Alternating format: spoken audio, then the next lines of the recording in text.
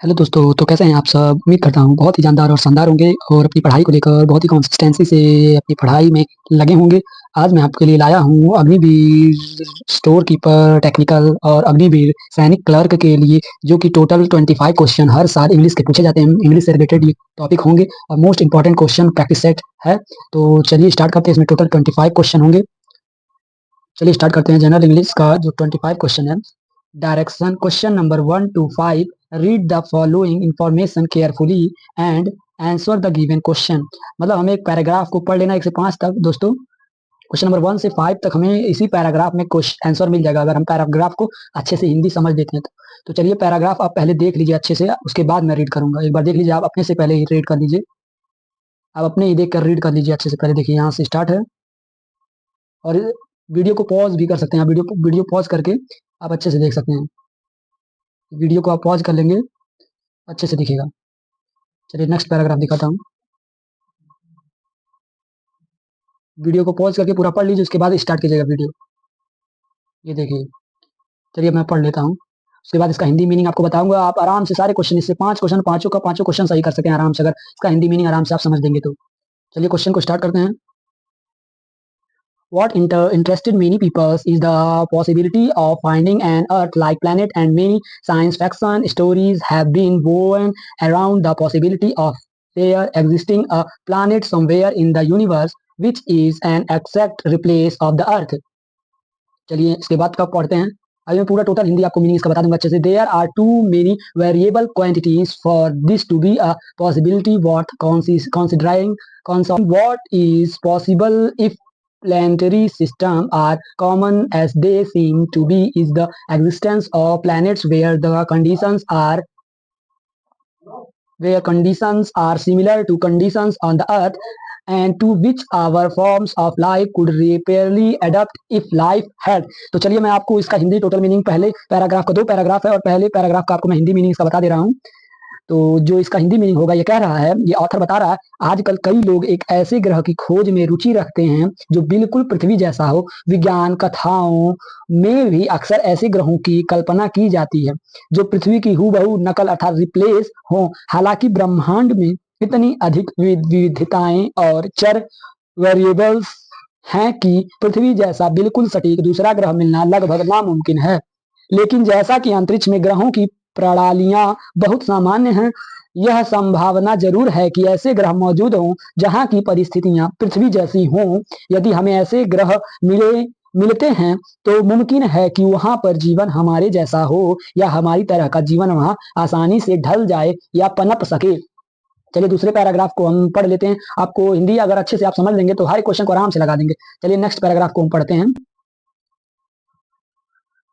Gained a foothold on such a planet it is possible that life closely paralleling our own planet could have developed. What sort of conditions is necessary for life as we know it to develop? First of all, of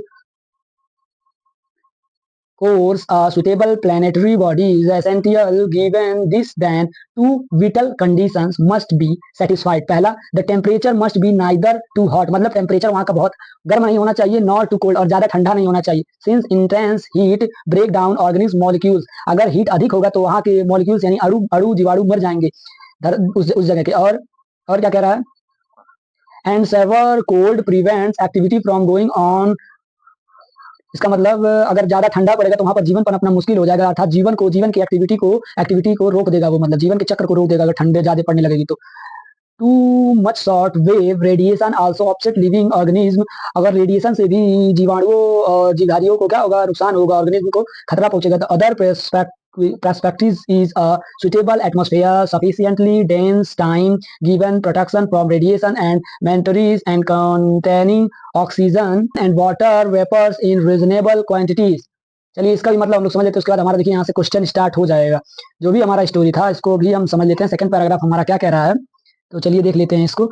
ये कह रहा है कि जीवन के विकसित होने के लिए किस तरह की परिस्थितियां आवश्यक हैं। सबसे पहले तो एक उचित ग्रह का होना बहुत जरूरी है। इसके अलावा दो मुख्य शर्तें भी हम पढ़ लेते हैं, जो कि हमने बताया, तापमान और वायुमंडल की ये ठंडक, ये दोनों हमने बताया था, तो ये भी जान लेते हैं। तापमान ना तो बहुत ज्यादा गर्म होना चाहिए और ना ही बहुत ज्यादा ठंड। बहुत अधिक गर्मी जैविक अणुओं ऑर्गेनिज्म मॉलिक्यूल्स को नष्ट कर देती हैं और बहुत अधिक ठंड जीवन की गतिविधियों को रोक देती हैं। इसके अलावा अत्यधिक रेडिएशन विकिरण भी जीवों के लिए हानिकारक होती हैं। सेकंड सेकंड जो इसके बारे में हम समझ लेते हैं, वायुमंडल एटमॉस्फेयर का जो बारे में हम बता रहा था वो पैराग्राफ, एक घना वायुमंडल होना आवश्यक है जो ग्रह को रेडिएशन और उल्का पिंडों से बच सके। साथ ही इसमें पर्याप्त मात्रा में ऑक्सीजन और जलवाष्प वाटर वेपर्स होना होना भी बहुत जरूरी है। ये सब हमें क्या कौन बता रहा है? ये ऑथर बता रहा है। इस सेंटेंस के बारे में हमें ऑथर ये जानकारी दे रहा है और इसका हम पूरा सापेक्ष में समझ सकते हैं। यह पाठ बताता है कि बिल्कुल पृथ्वी जैसा दूसरा ग्रह मिलना तो मुश्किल है, लेकिन ऐसे ग्रह हो सकते हैं। वैज्ञानिकों का मानना है ऐसे ग्रह हो सकते हैं जहां का तापमान और वायुमंडल हमारे जैसा हो, जिससे वहां जीवन पनप सके। तो चलिए, आई होप आप पूरा स्टोरी समझ गए होंगे और स्क्रीनशॉट आप पोज ले लेकर उसे समझ सकते हैं अच्छे से। चलिए मैं क्वेश्चन को स्टार्ट करता हूँ, क्वेश्चन की तरफ बढ़ता हूँ। इसका राइट आंसर देखते हैं कौन कितने लोग सही बता पाते हैं। बहुत ही ईजी है, अगर आप स्टोरी समझ लेते हो तो सब क्वेश्चन आपके लिए बहुत ही ईजी हो जाएगा। The hypothesis about the possibility of planets parallel to the Earth gets its strength from, ये कह रहा है इसकी क्या प्रोबेबिलिटी, इसकी क्या संभावना है कि जो प्लैनेट्स पैरेलल हो किसके, अर्थ के समांतर हो, इट्स स्ट्रेंथ फ्रॉम। तो देखिए, the planetary system does not exist, तो क्या इसका ये अस्तित्व में नहीं है, एग्जिस्ट नहीं है, तो इसका रॉन्ग हो जाएगा इसका ये आंसर। देखिए सेकंड का देखते हैं, the possibility that another planetary system exist, तो इसका हमारा राइट आंसर क्या हो जाएगा? B is the right answer. The possibility, इसकी पृथ्वी के समांतर भी कुछ ग्रह मौजूद हैं, इस बात को बल मिलने के कारण है कि सौरमंडल जैसा ही दूसरा ग्रह मंडल उपस्थित होने की संभावना है। तो इसका यह right answer B is the right answer हो जाएगा। देखिए कितना इजी हो गया, अगर आप पढ़ लोगे स्टोरी को, समझ लोगे, तो आपका हर एक आंसर सबसे सटीक लगेगा। The statement if life had gained a foothold on such a planet means that, तो if there is life on the planet it would not be like ours, क्या ऐसा नहीं है? तो ये हमारा गलत आंसर बता रहा। बी देखिए, if there is life on the planet it would be like ours, इसका भी हमारा क्या हो जाएगा? राइट आंसर बी हो जाएगा। ये कह रहा है यदि किसी दूसरे ग्रह पर जीवन होना भी तो वह पृथ्वी पर मौजूद जीवन के समान होगा। क्या कह रहा है? If there is life on the planet it would be like our earth, earth के मतलब अर्थ के समांतर होना चाहिए, समान होगा। अगर लाइफ मौजूद भी होगा तो कि धरती के ही बिल्कुल समान होगा। चलिए नेक्स्ट क्वेश्चन, इसी से रिलेटेड जो हमारा पैराग्राफ था उसी से सब रिलेटेड क्वेश्चन है। The word existence is similar in meaning to, existence का मीनिंग क्या होता है? एग्जिस्टेंस मतलब अस्तित्व में होना, अस्तित्व में होना। एग्जिस्टेंस का हिंदी मीनिंग होता है एग्जिस्टेंस का अस्तित्व में होना। तो क्या दैट अस्तित्व में है तो मृत्यु हो गया है। एब्स्ट्रैक्ट नहीं होगा, इंड नहीं होगा, इंड मतलब खत्म होना होता है। प्रेजेंस, प्रेजेंस मतलब वर्तमान में होना, एग्जिस्ट होना। Option B is the right answer हो जाएगा। B is the right answer. चलिए नेक्स्ट क्वेश्चन चलते हैं, क्वेश्चन नंबर 4। सब क्वेश्चन इसी से रिलेटेड है, आप देख सकते हैं। Briskly is the synonyms of which word, तो ब्रिस्कली का सैनोनिम्स वर्ड क्या होगा? मिलता जुलता। ब्रिस्कली का जो मिलता जुलता सैनोनिम्स होगा वो होगा रैपिडली या विटल। तो रैपिडली विटल कहाँ पे है? विटल या रैपिडली? दोस्तों इसमें से एक ही ऑप्शन होगा, ऑप्शन वो हमारा B is the right answer, rapidly. Briskly का मतलब जो होता है ये भी समझ लीजिए आप, ब्रिस्कली का मतलब होता है तीव्रता से।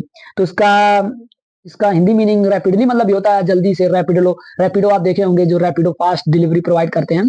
तो इसका राइट आंसर हो जाएगा बी। चलिए नेक्स्ट क्वेश्चन, क्वेश्चन नंबर 5। ये हमारा आखिरी सवाल है इस पैराग्राफ से रिलेटेड, बाकी और हम 15 क्वेश्चन और करेंगे। What suggestion could the author propose, author क्या हमें सुझाव दे रहा है? There is a planet which is extremely like the अर्थ,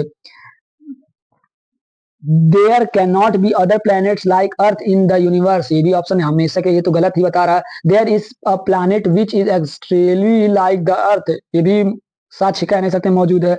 और एकदम जो थर्ड वाला हम देख लेते हैं, इसका क्या कह रहा है? There may be other planet like the earth in the universe, हम यह मान सकते हैं कि अर्थ जैसा दूसरे भी प्लैनेट हमारे यूनिवर्स में हो सकते हैं, इसकी कल्पना हम लोग कर सकते हैं, करते हैं। ये हमारा सी द राइट आंसर हो जाएगा।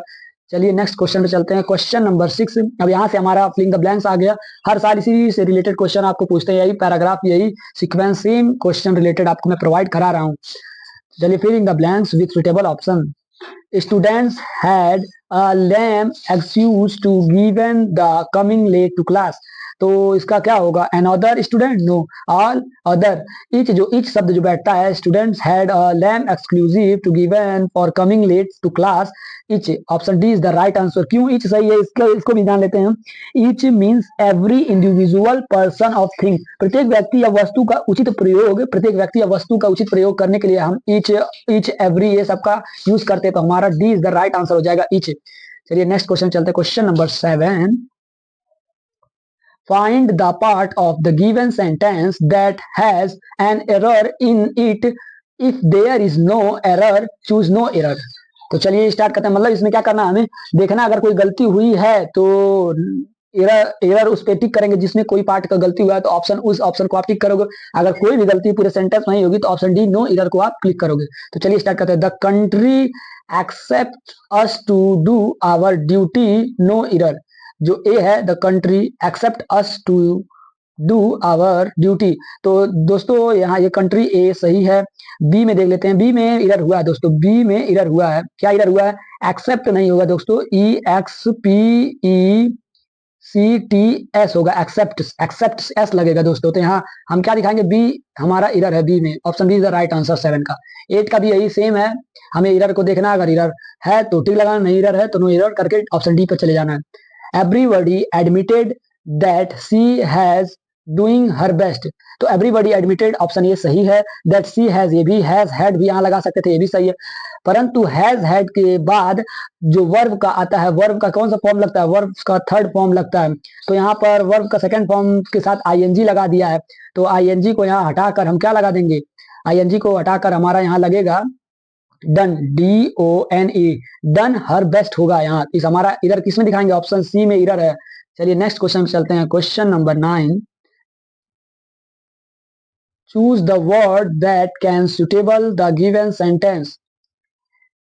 ए person who sells and arrange cut flower. जो ए पर्सन फ्लावर को बेचता और काटता होता है तो उसे हम क्या कहेंगे, फ्लोरिस्ट कहेंगे, फ्लोरिस्ट, ना कि पेट्रोलॉजी या फिर स्कॉटलॉजी या जूलॉजी कहेंगे। फ्लोरिस्ट ये माली को कहते हैं। और बाकी जो दिया है ऑप्शन, ये जो दिया है आपको, पेट्रोलॉजी शिला उत्पत्ति विधा इसे कहते हैं, शिला उत्पत्ति जो शिला बनाते हैं। और स्कॉल्पटर जो होता है वो मूर्तिकार को कहते हैं, मूर्ति जो बनाता है। और जूलॉजी तो सभी जानते हैं, जंतु विज्ञान के बारे में जो बताता है उसे जूलॉजी कहते हैं। चलिए next question, question number 10। Choose the word that can suitable the given sentence. A series of star को क्या कहोगे, क्वार्टर कहोगे, साइफर कहोगे, ग्रोव कहोगे। तो कॉन्स्टेलेशन कहोगे, कॉन्स्टेलेशन, तारामंडल को क्या कहते हैं, कॉन्स्टेलेशन कहते हैं। चलिए 20 द राइट आंसर हो जाएगा। नेक्स्ट क्वेश्चन चलते हैं, question number 11। Which of the following has the correct spelling, connoisseurs, connoisseurs, connoisseurs. Option C is the right answer हो जाएगा, CONNOISSEUR, connoisseur. Option C is the right answer हो जाएगा इसका correct spelling. बाकी सभी spelling जितने हैं उसमें मिस्टेक इरर है। चलिए 12 का देख लेते हैं। Change the word grass into verb. Grass का हमें क्या इसका वर्ब बताना है। जो ग्रासलैंड है ये वर्ब नहीं है, क्योंकि जो ग्रासलैंड जो होगा जंगली घास वाला खुला बड़ा मैदान है, ना कि वर्ब है। और जो ग्रासोपर जो है, ग्रासोपर एक टिड्डा है जिसे कीड़ा कहते हैं, वो लगता है धान उन पर लगता है। और जो ऑप्शन इसका होगा, इसका option C is the right answer होगा, ग्रास। ग्रास एक क्या, एक प्रकार का वर्ब भी है और नाउन भी है। ग्रास घास का मैदान और चारागाह, ग्रास नाउन व वर्ब दोनों है। तो option C is the right answer. चलिए नेक्स्ट क्वेश्चन चलते हैं, question number 13। Which of the following is a noun of condemn. Condemn का नाउन क्या होगा, तो condemnation, condemnation option D is the right answer हो जाएगा दोस्तों। नेक्स्ट क्वेश्चन चलते हैं, question number 14। Which of the following is the verb of internal. Internal का वर्ब क्या होगा। क्वेश्चन नंबर 14 देख लेते हैं, हमारा ऑप्शन बी हमारा राइट आंसर हो जाएगा, internalise. Internalise is the right answer, option B हमारा हो जाएगा इंटरनलाइज। चलिए next question, question number 15। Choose the correct plural form the following. इसमें प्लूरल्स आपको देखना है दोस्तों। मैन सर्वेंट, मैन का प्लूरल में MEN होता है तो ये गलत हो गया। उसके बाद देखो MEN सर्वेंट, S नहीं लगाया है, इसके लिए भी गलत हो गया, सही था। तो मैन सर्वेंट्स, ऑप्शन सी हमारा राइट आंसर हो जाएगा। Option C is the right answer. चलिए नेक्स्ट क्वेश्चन चलते हैं। Question number 16, choose the correct sentence from the following. I am obliged of you for this good turn. ये सही है, गलत? ये सेंटेंस गलत है, क्योंकि ऑब्लाइट जो सेंटेंस है हमारा, जो ऑब्लाइट, ये सेंटेंस उपकृत, अनुग्रहित, आभारी, नॉट शब्द ऑब्लाइट के बाद ऑफ या विथ का प्रयोग नहीं होता। यही कारण है कि ऑब्लाइट के बाद अगर ऑफ का प्रयोग आप कर रहे हैं तो आपका आंसर ये गलत हो जाएगा। आई एम ऑब्लाइट टू, ये भी सही है। You for this good, I am obliged with, obliged के साथ टू और विथ का होगा ही नहीं, तो हमारा ये B is the right answer. मेरे ख्याल से बी, हाँ B is the right answer. चलिए next question, question number 17, choose the correct sentence from the following. Because he is clever therefore he gets good mark। because he is clever, so ये भी गलत और ये भी गलत है। नेक्स्ट क्वेश्चन देखते हैं ये क्या है इसका। because he is clever he gets good marks, option C is the right answer हो जाएगा। चलिए नेक्स्ट क्वेश्चन चलते हैं। Question number 18, give the synonyms of the word candid. Candid का जो सैनोनिम्स होगा वो हमारा क्या होगा? Candy, frank, frank is the right answer. Candid का जो सैनोनिम्स मिलता जुलता वर्ड होगा वो फ्रैंक होगा। Next question, question number 19, give the antonyms of the words disparage. Disparage, disparage का जो उल्टा वर्ड जो होगा पेरिस होगा, praise. Next question, question number 20, filling the blanks with suitable option। his speech was disappointing it all the major issue। इसका क्या होगा? स्क्रीटेड, स्क्रीटेड होगा, स्क्रीटेड। 20 का जो हमारा राइट आंसर होगा स्क्रीटेड होगा, क्योंकि इसका उचित स्कर्ट, टाला जाना, छोड़ देना, बचना, यही कारण है कि इसमें बहुत ज्यादा मेजर प्रॉब्लम, मेजर कारण आ जाते हैं। अगर स्क्रीटेड, आप कोई चीज को टाल देते हो, किसी चीज को बाद में टाल देते हो, तो उस चीज में आपको मेजर दिक्कतें देखने को मिलती हैं। चलिए next question, which of the following tense refer to a completed action. Simple present, present और progressive, present progressive, present perfect tense जो है आपको वर्तमान और पास्ट दोनों के बारे में बताता है, तो इसका हमारा right answer C is the right answer हो जाएगा, कंप्लीटेड एक्शन दिखाता। चलिए next question, which one of the following sentences is in present perfect continuous tense. I was making cakes, गलत, ये नहीं है, प्रेजेंट परफेक्ट कंटिन्यूअस में नहीं है, क्योंकि प्रेजेंट परफेक्ट कंटिन्यूअस के लिए आपको चाहिए क्या क्या चाहिए? आपको चाहिए प्रेजेंट परफेक्ट कंटिन्यूअस के लिए चाहिए subject plus has, have plus been plus verb का फर्स्ट फॉर्म प्लस ING, उसके बाद फिर plus for plus object, sorry plus object plus for या सिंस में से कोई एक, प्लस लास्ट में टाइम, TIME, टाइम, ये सभी होना आवश्यक होता है, जो कि हमारा किसमें दिख रहा है? Option B is the right answer. Option B में दिख रहा है हमारा, क्योंकि आई हैव, आई हो गया सब्जेक्ट, उसके बाद हैज, हैव का प्रयोग है, उसके बाद बीन, उसके बाद ING, वर्ब का फर्स्ट फॉर्म, उसके साथ ING, उसके बाद ये देखिए केक्स, उसके बाद ऑब्जेक्ट, केक्स जो है हमारा ऑब्जेक्ट है। बाकी जो सेकंड टाइम किसी ऑप्शन में दिया तो ये हमारा सुटेबल वर्ड बैठता है, option C B is the right answer हो जाएगा।